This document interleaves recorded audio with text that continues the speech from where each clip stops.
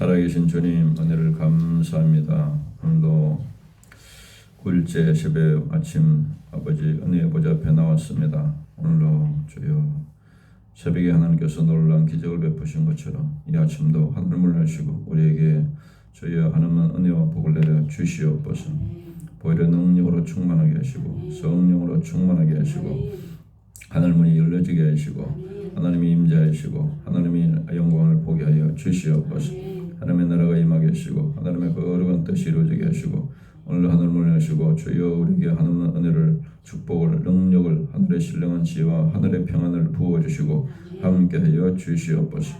모든 기대에 응답하여 주시옵소서. 예수 그리스도 이름으로 기도드립니다. 아멘. 오늘 9장 기도와 믿음.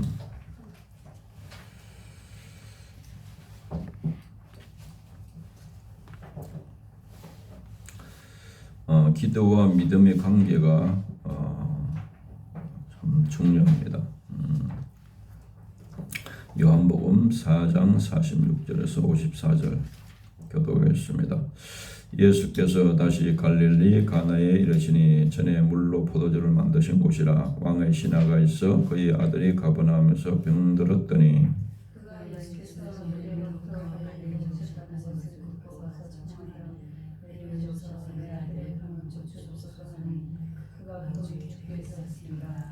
예수께서 이르시되 너희는 표적과 기사를 보지 못하면 도무지 믿지 아니하리라.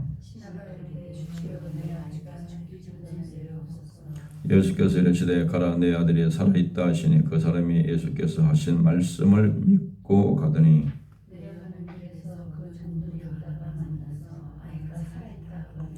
그 낫기 시작한 때를 물은 적 어제 7시에 열기가 떨어졌나이다 하는지라.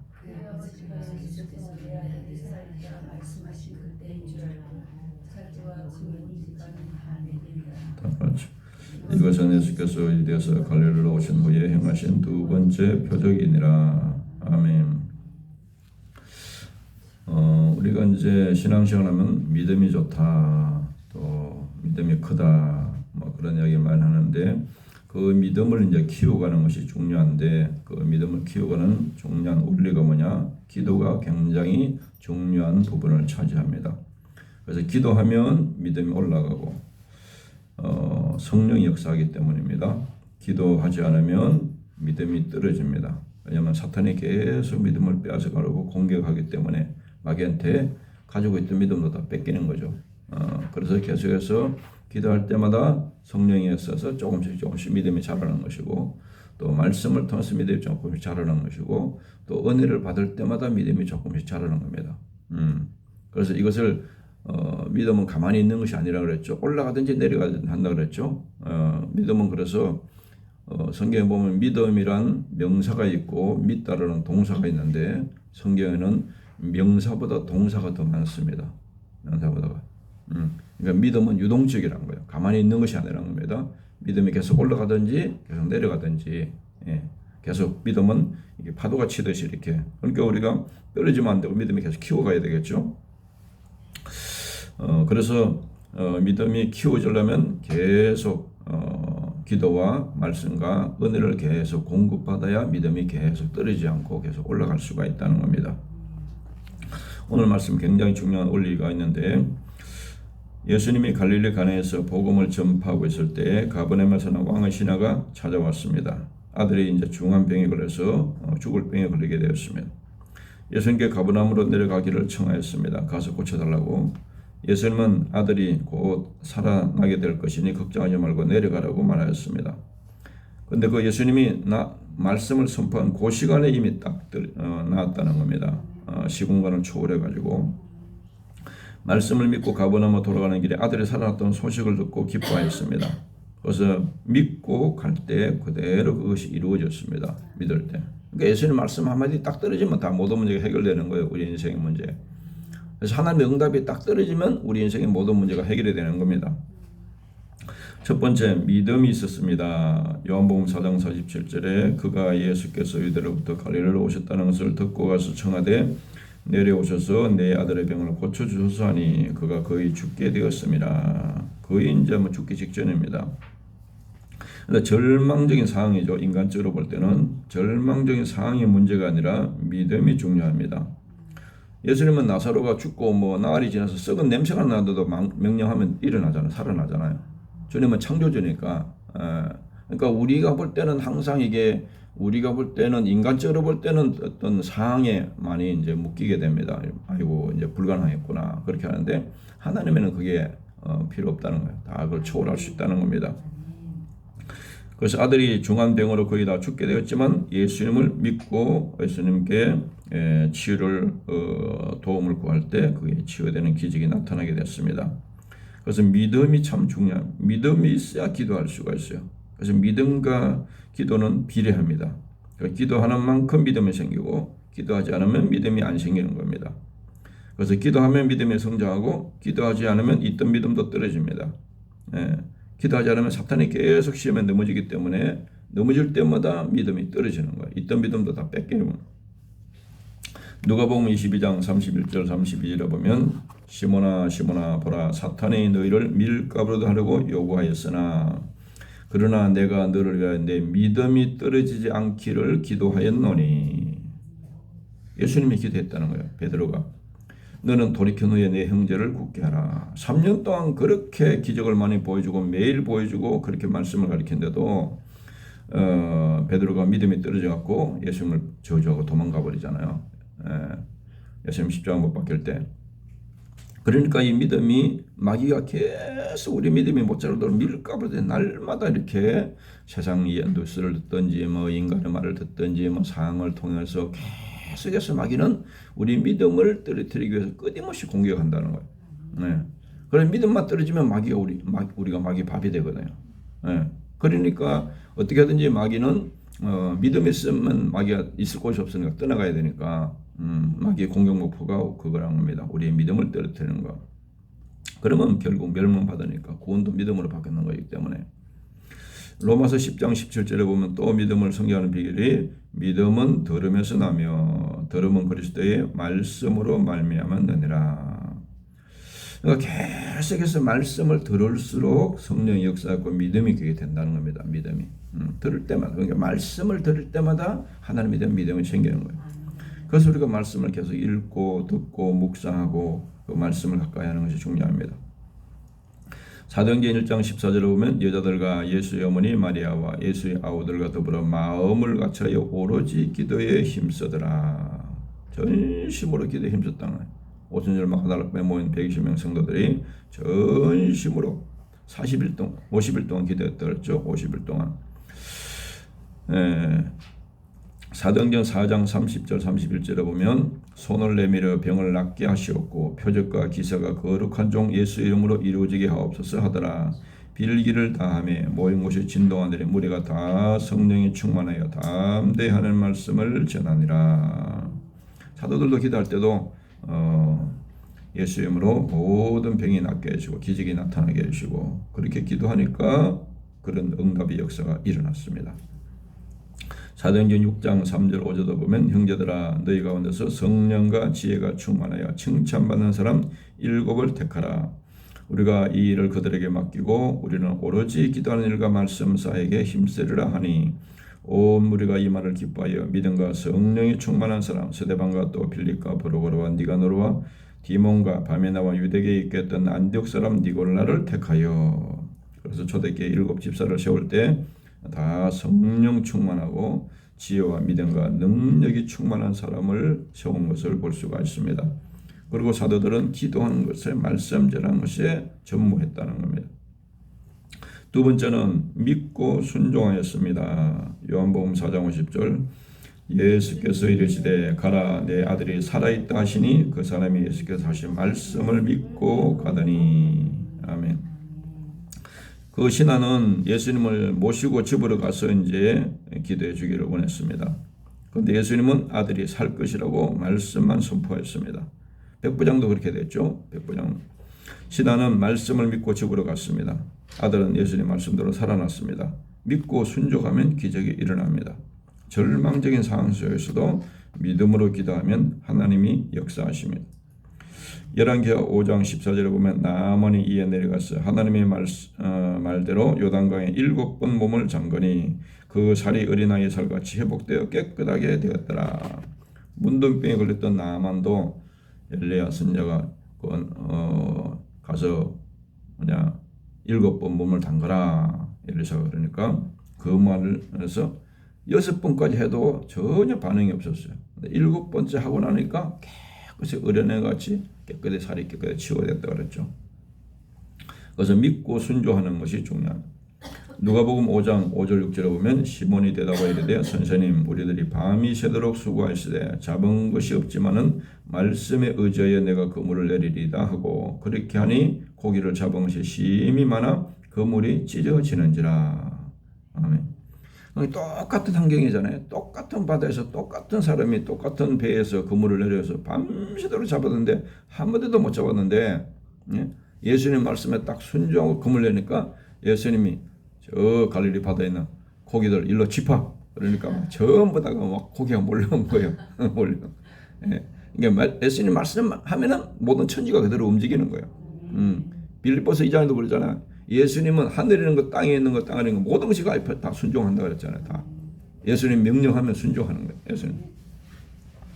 요한복음 2장 7절 9절에 보면 예수께서 그들에게 이르시되 항아리에 물을 채우라 하신즉 아기까지 채우니 이제는 떠서 연회장에 갖다 주라 하시며 갖다 주었더니 연회장은 물로 된 포도주를 맛보고도 어디서 났는지 알지 못하되 물돈 하인들은 알더라. 연회장이 신랑을 불러 그 심부름한 하인들 물을 갖다 부으라 9가지 채우라 그걸 갖다 주라 하니까 그 사람들은 그게 어떻게 기적이 나타나는지 물이 포도주가 변한지를 그 순종했던 사람은 체험하게 된, 경험하게 된 겁니다.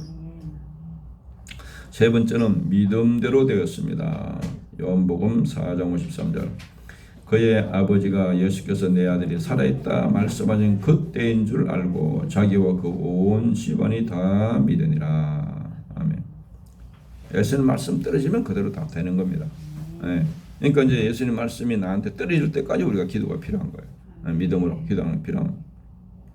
그러니까 현실이었다 하든지 하나님은 이 우주를 통치할 때 믿음대로 역사한다는 겁니다. 신하는 예수님의 말씀을 믿고 가버나움으로 돌아갔습니다. 돌아가는 길에 집에서 종들이 마중을 나왔습니다. 그들이 신하에게 아들이 살아났다고 알려줬습니다.